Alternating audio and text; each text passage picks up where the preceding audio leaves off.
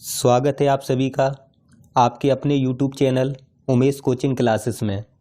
और आज की क्लास में हम डिस्कस कर रहे हैं नाउन के कुछ इम्पोर्टेंट सेंटेंस।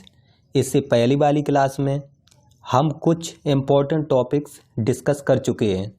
तो देखिए हेडिंग लिखी हुई है करेक्ट एंड इनकरेक्ट सेंटेंस, यानी कि जो भी हमने रूल्स कराए हैं उन्हीं पर सेंटेंस देखिए।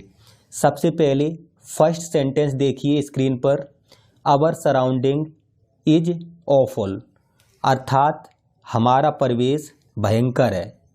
तो इस सेंटेंस को सही करने के लिए सराउंडिंग जो वर्ड है, इस सराउंडिंग वर्ड में एस का प्रयोग किया जाएगा और इसके साथ प्लूरल वर्ब लगेगी, जो कि हम रूल्स में करा चुके हैं। जब भी सराउंडिंग्स वर्ड आता है परिवेश, तो इसके साथ आर लगाते हैं, इज नहीं लगाते हैं। तो ये सेंटेंस आपका करेक्ट होगा, आवर सराउंडिंग्स आर ऑफुल, अर्थात हमारा परिवेश भयंकर है। इसके बाद नेक्स्ट सेकंड सेंटेंस देखते हैं, द इन्फॉर्मेशंस आर रॉन्ग, अर्थात सूचनाएं गलत हैं। तो इन्फॉर्मेशन जो वर्ड है इसमें एस का प्रयोग नहीं होता है और इसके साथ एक वचन की वर्ब का प्रयोग करते हैं। हमने कुछ वर्ड लिखाए थे आपको, जैसे furniture, information, poetry, scenery, news, mischief, jewellery. ये सारे शब्द जो थे, इन शब्दों के साथ हम इज का प्रयोग करते हैं। तो द इन्फॉर्मेशन इज रॉन्ग, अर्थात इसकी हिंदी होगी सूचना गलत है। अब इसमें हम एस नहीं लगाएंगे और इसके साथ एक वचन की वर्ब का प्रयोग करते हैं। तीसरे सेंटेंस की बात करते हैं। तीसरा सेंटेंस स्क्रीन पर,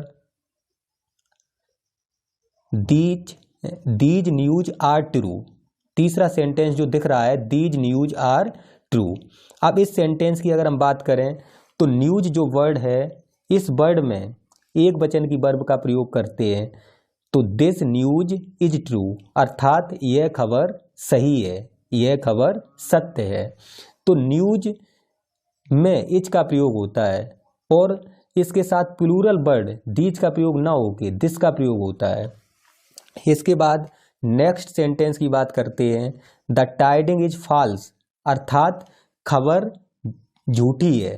तो इसमें द टाइडिंग्स आर फॉल्स।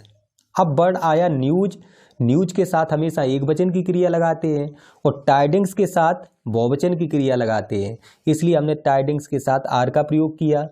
तो टाइडिंग्स का मतलब हो जाता है खबरें, खबरें गलत हैं या खबरें झूठी हैं। तो इस सेंटेंस में हमने आर का प्रयोग किया और जब न्यूज का प्रयोग करेंगे तो उसमें इज का प्रयोग करेंगे, टाइडिंग्स बहुवचन में और न्यूज एक वचन में। इसके बाद नेक्स्ट सेंटेंस की बात करते हैं। सेंटेंस लिखा हुआ है, योर हेयर्स आर करली, अर्थात तुम्हारे बाल करली हैं। करली का मतलब घुंघराले। तो हेयर जो वर्ड आया है, हेयर के साथ हमेशा एक वचन की वर्ब का प्रयोग करते हैं और इसमें एस का प्रयोग नहीं करते हैं। तो योर हेयर इज करली, तुम्हारे बाल घुंघराले, ये सेंटेंस सही है। इसके बाद नेक्स्ट सेंटेंस की बात करते हैं। लिखा है, मैथमेटिक्स आर वेरी हार्ड, अर्थात गणित बहुत कठिन है, गणित बहुत कठिन है। अब इस सेंटेंस में मैथमेटिक्स के साथ हम आर न लगा के इच का प्रयोग करेंगे, क्योंकि सब्जेक्ट का नेम है, एस लगा है जो कि मैथमेटिक्स की स्पेलिंग है, इसके साथ हम इच का प्रयोग करेंगे। आर गलत है, इसलिए सेंटेंस इनकरेक्ट हुआ। इसके बाद 7 नंबर सेंटेंस की बात करते हैं, वेयर इज माई स्पेक्टिकल्स, मेरा चश्मा कहाँ है। तो ये भी सेंटेंस गलत हुआ। स्पेक्टिकल्स के साथ बहुवचन की वर्ब का प्रयोग करते हैं तो इज न लगा के आर का प्रयोग होगा, यानी प्लूरल वर्ब का प्रयोग होगा, क्योंकि स्पेक्टिकल्स जो चश्मा है वो प्लूरल वर्ब है, प्लूरल वर्ड्स है, इसलिए हम इसमें आर का प्रयोग करते हैं।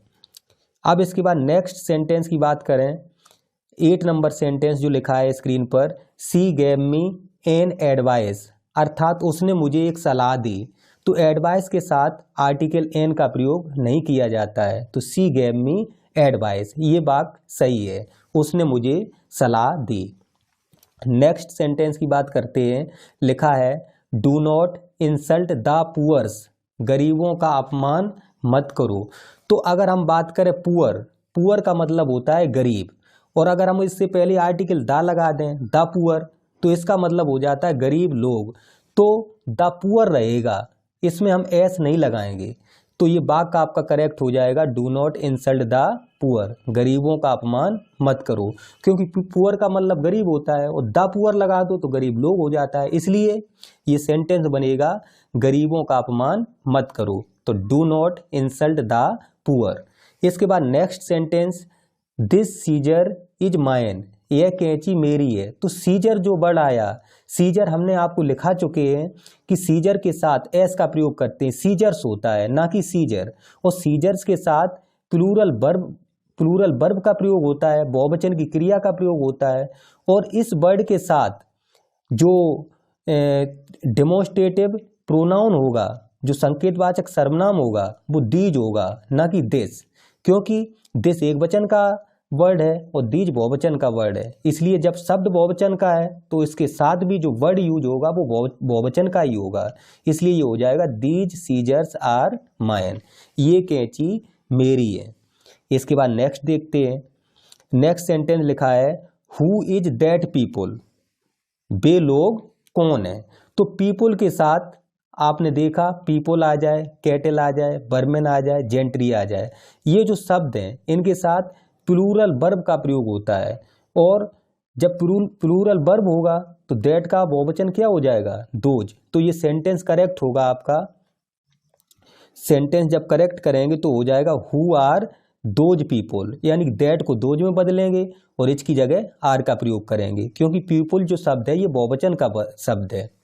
इसके बाद नेक्स्ट सेंटेंस की बात करते हैं, his hairs needs cutting, his hairs needs cutting, मतलब उसके बालों को कटिंग की आवश्यकता है। तो आपने देखा हम पहले डिस्कस कर चुके हैं, हेयर के साथ एस का प्रयोग नहीं करते हैं, तो हिज हेयर एस हटा देंगे, नीड्स कटिंग, तो ये वाक्य सही हो जाएगा। इसके बाद नेक्स्ट सेंटेंस लिखा है, द हंटर शूट 3 डियर्स। अब इसमें आपने देखा डियर के साथ एस लगा है, जब भी वर्ड यूज हो, फिश का मतलब मछली, सीप का मतलब भेड़, डियर का मतलब हिरन, स्वाइन का मतलब सुअरी, ये जो वर्ड हैं इनके साथ हम एस का प्रयोग नहीं करते हैं, और ये वाक्य के भाव के अनुसार सिंगुलर नंबर और प्लूरल नंबर दोनों में प्रयोग हो सकते हैं और हो जाते हैं, लेकिन इनके साथ हम एस का प्रयोग नहीं करते हैं। अगर 1 डियर होता तो 1 डियर लिख देते, और 3 डियर हैं तो 3 डियर लिखा जाएगा, इसमें एस का प्रयोग नहीं किया जाएगा।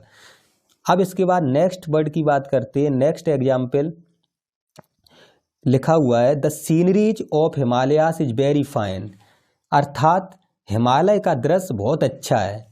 तो सीनरीज जो वर्ड आया हम आपको लिखा चुके हैं, सीनरी में हम IES नहीं लगाते हैं, तो ये शब्द हो जाएगा the scenery of Himalayas is very charming या वेरी फाइन, यानी कि हिमालय का दृश्य बहुत अच्छा है, तो सीनरी होगा ना कि सीनरीज, तो ये वाक्य सही हो जाएगा।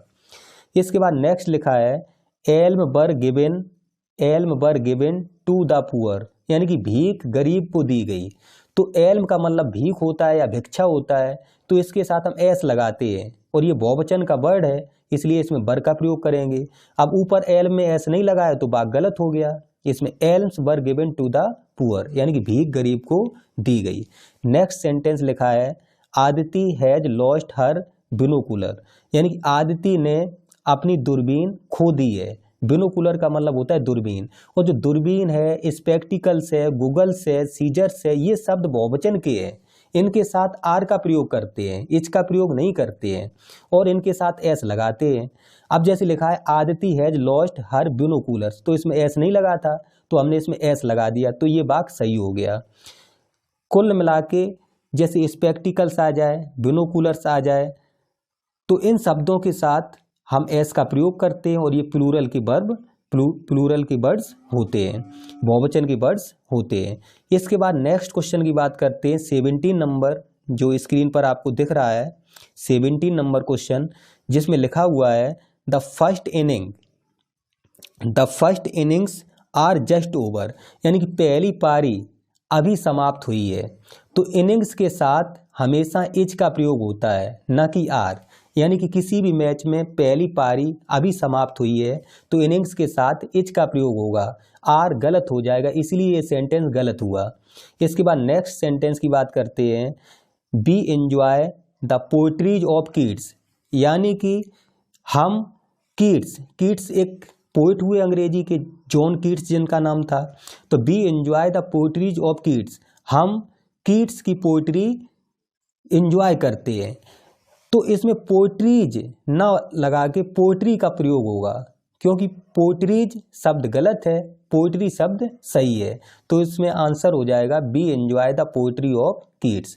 इसके बाद नेक्स्ट एग्जाम्पल की बात करते हैं, the Himalayas lie to the north of India, अर्थात हिमालय भारत के उत्तर में स्थित है, हिमालय पर्वत भारत के उत्तर में स्थित है। तो इसमें हम लगाएंगे द हिमालयास, हिमालय में एस नहीं लगा तो एस लगाएंगे, क्योंकि ये बहुवचन का शब्द होता है, हिमालय बहुवचन का शब्द होता है, इसलिए इसमें एस का प्रयोग करेंगे और इसके साथ वर्ब बहुवचन की ही लगेगी, तो लाई हो गया to the north of India, the Himalayas lie to the north of India, Himalaya Bharat के उत्तर में स्थित है। नेक्स्ट एग्जाम्पल की बात करते हैं, एग्जाम्पल आपके सामने स्क्रीन पर लिखा हुआ है, जैसे एग्जाम्पल लिखा है 20 नंबर, ही नोज 5 अल्फ़ाबेट। अब देखिए आप अल्फ़ाबेट, अब अल्फ़ाबेट आया और अल्फ़ाबेट का मतलब होता है वर्णमाला, अल्फ़ाबेट का मतलब होता है वर्णमाला। अब इसमें उन्होंने अक्षर की बात की, वह 5 अक्षर जानता है, तो अक्षर के लिए हम अल्फ़ाबेट्स का यूज करेंगे, एस लगा देंगे। अल्फ़ाबेट का मतलब वर्णमाला और अल्फ़ाबेट्स का मतलब होता है अक्षर, तो वह 5 अक्षर जानता है, इसलिए इसमें हमने अल्फ़ाबेट में एस का प्रयोग किया। इसके बाद नेक्स्ट एग्जाम्पल की बात करते हैं, ही गेव हियर 500 रुपीज़, उसने यहाँ 500 रुपये दिए। तो इस सेंटेंस में 100 का प्रयोग हुआ है, तो हमने रूल लिखाया है, जब भी स्कोर 100, 1000, डजन आदि शब्दों का प्रयोग हो और इनके पहले अंकों का प्रयोग हो, यानी किसी नंबर्स का प्रयोग हो, तो इन शब्दों में हम एस का प्रयोग नहीं करते हैं। तो ये बन जाएगा ही गेव हियर 500 रुपीज़, इसमें एस का प्रयोग नहीं हुआ है। इस वर्ड में टाइपिंग में मिसप्रिंट हुई है, इसमें एस हट जाएगा, तो केवल 100 लिखेंगे आप, केवल 100, तो ये हो जाएगा ही गेव हियर 500 रुपीज़। तो आज की क्लास में हमने डिस्कस किए कुछ इंपॉर्टेंट सेंटेंस जो कि नाउन पर आधारित थे। अगर क्लास आपको पसंद आई है तो अधिक से अधिक अपने दोस्तों के साथ शेयर कीजिए, चैनल को सब्सक्राइब कीजिए और उसके साथ साथ आपको अधिक से अधिक कंटेंट के साथ सारी क्लासें उपलब्ध कराई जाएंगी। बहुत बहुत धन्यवाद आप सभी का।